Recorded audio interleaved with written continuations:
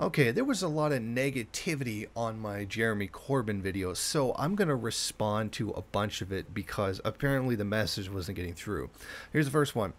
As a fellow candidate, I can say the problem Jason's tactical voting view is that the NDP isn't more anti-war than Corbyn. There is anti-war as the Corbyn is a part of the Stop War coalition that supports Palestine too. So what does that matter? They're in two different countries in two different elections. So what if one is more anti-war than another? The NDP was the best possible choice for anti-war that there could have been within the realm of winning in the Canadian election. And even then, I said in the video that I've pretty much changed my position on that because it frankly was a bad decision to make. But your comparison here doesn't mean really much of anything. Fuck off. And Corbyn supports Palestine too. So what? He can say anything he wants. Politicians can say anything they want, and as soon as they get into power, they do the opposite. It's bourgeois parliamentarism. That's the problem here. That's what people aren't getting. Jeremy Corbyn can say all kinds of things that he wants. Bernie Sanders can say all kinds of things that he wants. In the end, they all completely go with the capitalist system. They just go with the business as usual. That's how the system works. And electing Jeremy Corbyn isn't going to change that, but they seem to really, really believe that. And, like, I've already explained the voting for the NDP thing, like, how many times, even including the original video that I'm actually responding to. Jason, you ever heard of voting for damage control? Yeah, I have heard of it. It's called reform, not revolution. Corbyn is not a Marxist-Leninist, but he pushes to the left of the UK needs and establishment. Even the Labour Party are terrified of him. So what?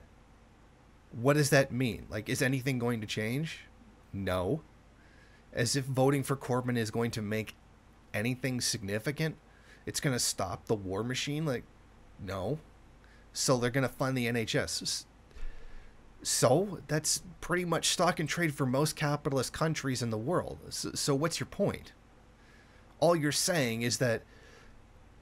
What the fuck is this? Okay.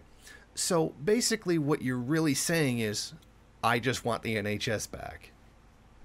Okay, so that's not revolution. That's my point. The point that I'm trying to make is that Jeremy Corbyn is not revolution. He's a social democratic reformer. And that by voting for him, you're voting for social democratic reform, not revolution. I don't know how much clearer I can make that. We want to food banks and droves and aren't getting the health care they need, and you want to deny them some basic rights because Corbyn isn't my ideological candidate? That's literally not the point that I'm making. And first of all, this going to droves and food banks and droves is a load of shit. Sure, the use of food banks has increased, but this, like, food banks and droves is a complete load of shit. People are desperately doing not Marxist elitism. Okay, do you want to think about the insanity of what you just said? All people are in desperately need of food in the third world. First of all, bullshit. But let's say that was true. Wouldn't that be a better reason to go for revolution instead of voting for social democracy? No, because that just completely flies over your head because you don't care. You don't want revolution. You don't want people to even push for revolution. You want them to get the free Jeremy Corbyn stuff. My point here is that Corbyn is not revolution.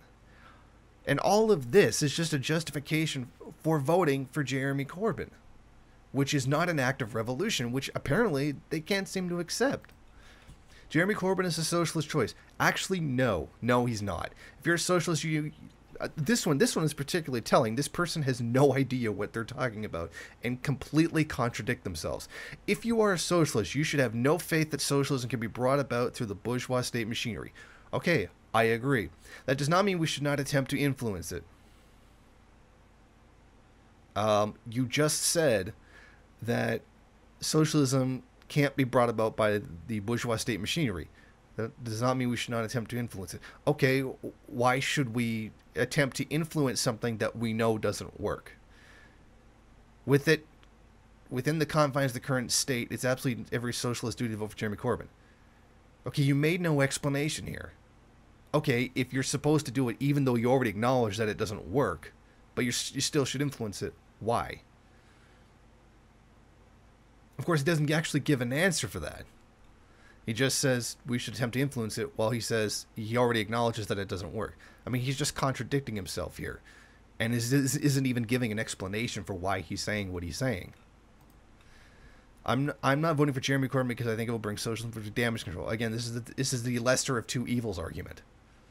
The Conservatives have already killed thousands of elderly people, disarmed union laws, privatized by stealth. While Corbyn is a part of the ruling class, the best we can hope for is a government lesser of two evils argument. So it's not revolution. Okay, so it's not revolution. So my statement is still, my video is still correct. Lol, democratic socialist, simply social democracy, peak tankyism.jpg. Okay, first of all, stop using the word tanky because you clearly don't know what the word means. And second of all, democratic socialism. Socialism, by definition, is democratic.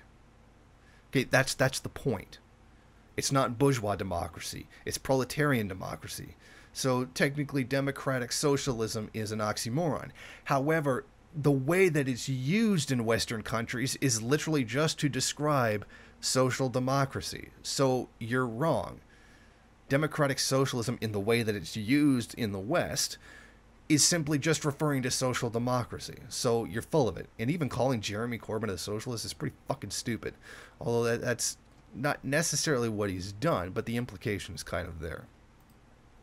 And this is very much this is a comment that I found that I think really explains everything.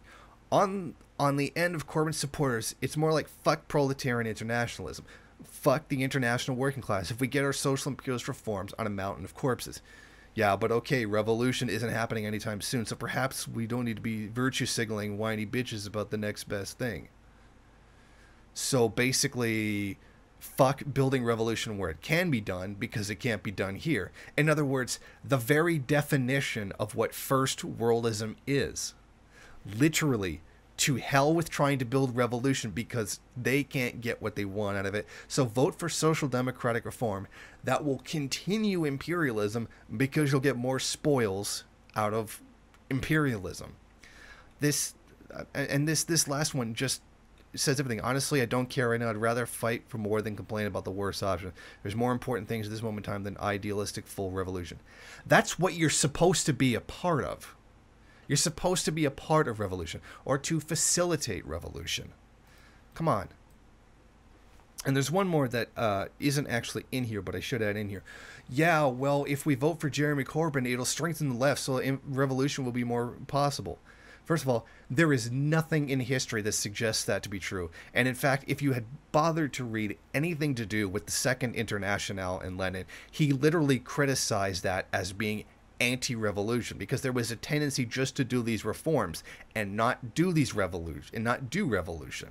That was his point that he was making out, that the countries, the more well-off countries, were just doing these kind of social democratic reforms, claiming that it would make it more likely for revolution, when in fact the absolute opposite happened. There is not a shred of evidence in any leftist history that shows revolution is more likely if you give more reforms to people. That is an outright, absolute falsehood. There is nothing. In fact, the exact opposite is proven to be true. And I'm not arguing accelerationism because first, even if you do accelerationism in the first world, it's still not going to make them. It's still not going to make them do it. Look at Americans, for example. Look at the terrible situation they're in, and they still won't do it. So I'm not arguing accelerationism. I'm telling you, you are voting reform rather than supporting revolution because you know revolution is not going to happen in the first world and you don't want to do what's necessary to actually build or to assist third world revolution because it's not revolution for you. This is the petty bourgeois liberal individualism that we get out of first worldism. This is only reinforcing the point that I've always made.